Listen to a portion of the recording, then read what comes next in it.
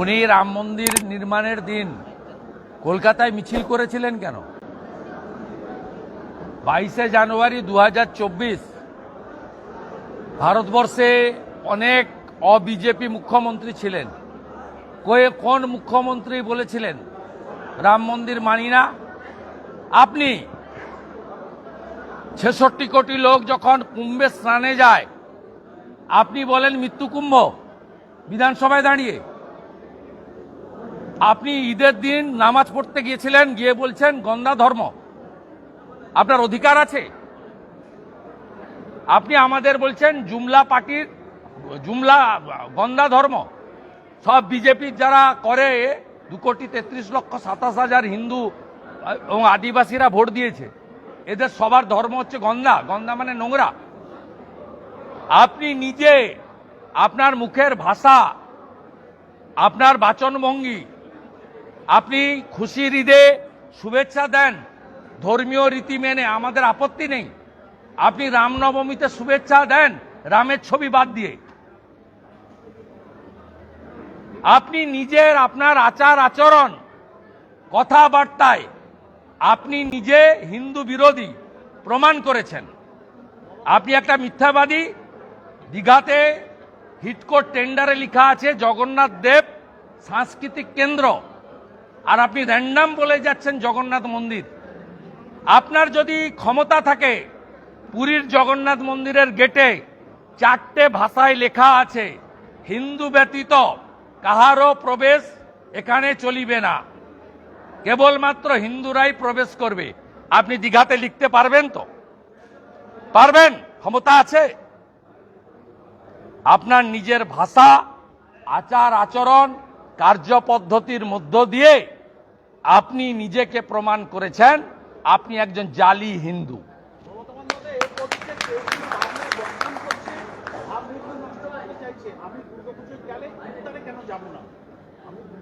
আপনি পিতৃপক্ষে যান কেন? পিতৃপক্ষ হিন্দুরা মানে না, অশুভ ওটা। পিতৃপক্ষে গয়াতে যায় সবাই, গিয়ে তাদের যারা পিতামাতা গত হয় পিণ্ডদান করে। পিতৃপক্ষে শুভ কাজ কেউ করে না। আপনি কেন পিতৃপক্ষে কাঁচি নিয়ে ঘুরে বেড়ান?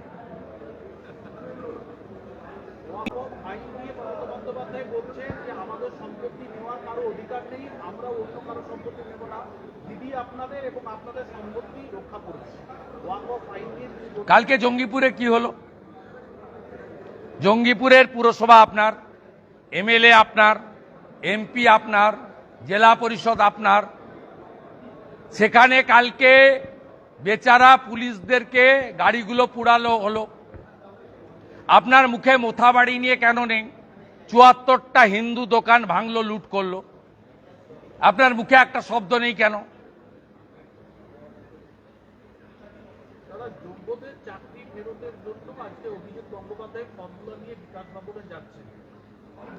আমি বলতে পারবো, আমি বলতে পারবো না।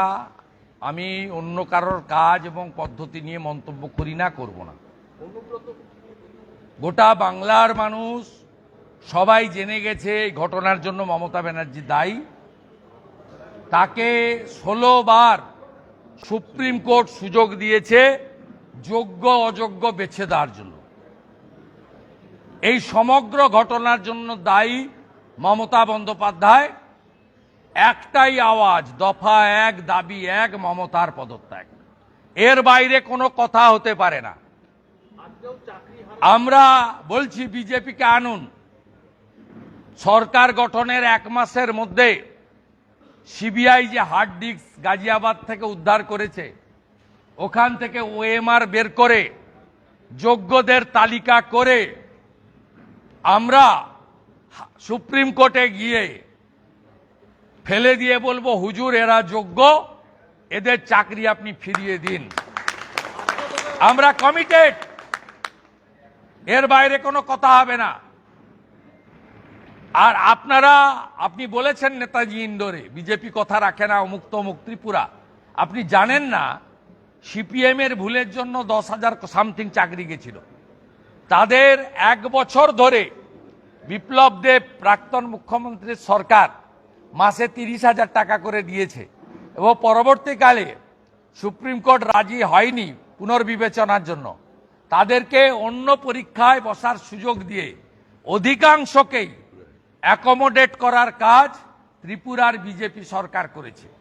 এই সরকার মানবিক, সেই কারণেই নরেন্দ্র মোদীজি 24 সালে একাধিক নির্বাচনী প্রচারে বলেছেন বিজেপি লিগ্যাল সাপোর্ট আপনাদের দেবে।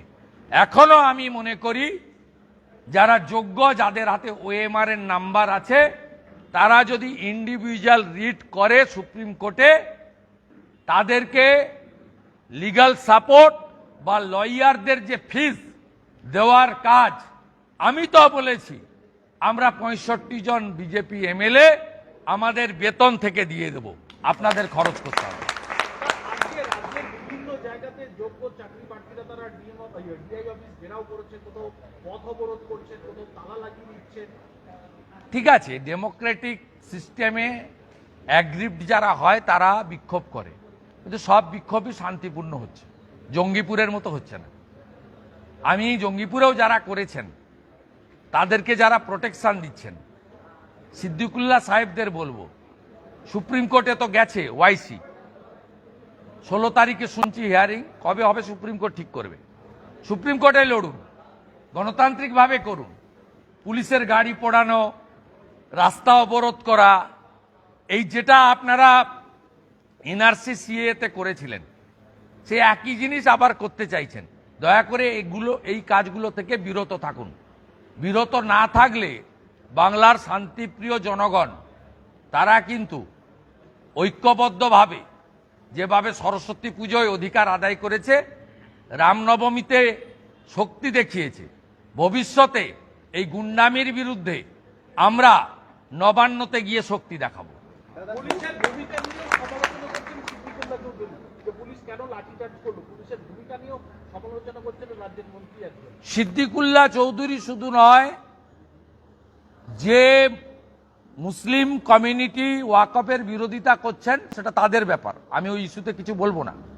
আপনারা কি জানেন ওয়াকফ অ্যামেন্ডমেন্ট বিল আনার আগে 3টে মিটিং হয়েছে, দিল্লিতে, জয়পুরে, ভোপালে। পশ্চিমবঙ্গ সরকারের প্রতিনিধিরা 2টো মিটিংয়ে যায়নি, একটা মিটিংয়ে গেছে, বক্তব্য রাখেনি। আপনারা কি জানেন যে এমপিদের আপনারা ভোট দিয়ে জিতিয়েছেন, তাদের মধ্যে 3 জন, ঘাটালের দীপক অধিকারী, বীরভূমের শতাব্দী রায়, কোচবিহারের জগদীশ বসু বাসনিয়া, তারা সেদিন ভোটদানের সময় উপস্থিত ছিল না। অতএব আপনাদের জন্য মমতা ব্যানার্জি বা তার যে আজকের বক্তব্য, এটা লোক দেখানো এবং কুম্ভীর আশ্রু। আমি শুধু বলবো, লড়াই করুন সুপ্রিম কোর্টে, আন্দোলন করুন শান্তিপূর্ণ গণতান্ত্রিকভাবে। এই অধিকার বাবা সাহেব আম্বেদকর সবাইকে দিয়ে গেছে। বাস পুড়ানো, ট্রেন পুড়ানো, রেল স্টেশন জ্বালানো, অন্যদের আক্রমণ করা, মোথাবাড়ির মতো করা, বেলডাঙ্গার মতো করা, এই কাজগুলো থেকে বিরত থাকুন। দেবব্রত মাইতি, রথিবালা আড়ির মতো অনেক হিন্দুকে আমরা হারিয়েছি নন্দীগ্রামের মাটিতে, কেবলমাত্র হিন্দু হওয়ার জন্য। আমরা আর একটাও হিন্দুকে এইভাবে আমাদের কাছ থেকে সরে যেতে দেব না। আমি এসবে নেই। মদ মাতাল, প্রকাশ্যে সিগারেট খোর, সব পুলিশের ডিজি নিয়োগে নতুন কমিটি গঠন, রাজ্য পুলিশের ডিজি নিয়োগে নতুন কমিটি হচ্ছে, যেখানে প্রাক্তন রাজ্য পুলিশের ডিজি নিয়োগের ক্ষেত্রে নাকি নতুন কমিটি হচ্ছে। সেটা দেখে বলবো ভাই, বিধানসভায় তো আনতে হবে। ভুলভাল করলে প্রোটেস্ট হবে, বিরোধ হবে। অনুব্রত মণ্ডল আবার বেরিয়েছে, বলছে খেলা হবে। অনুব্রত মণ্ডল বলছে খেলা হবে। কোথায় হবে? তিহার জেলে 2 বছর ছিল, আরো 4 বছর থাকতে হবে। মুখটা বন্ধ করে রাখুন, আরো 4 বছর আপনাকে থাকতে হবে। আপনার সব অ্যাকাউন্ট ফ্রিজ হয়েছে, আপনার এবং আপনার সিকিউরিটি, তার সমস্ত প্রপার্টি ইডি সিজ করেছে, অকশন করছে। আপনি ভাববেন না 2 বছর পেরিয়ে এসে হিরো, এখনো পর্যন্ত ভাষা আপনার ঠিক আছে, বেলাইনে গেলে আপনিও ডিরেল হবেন।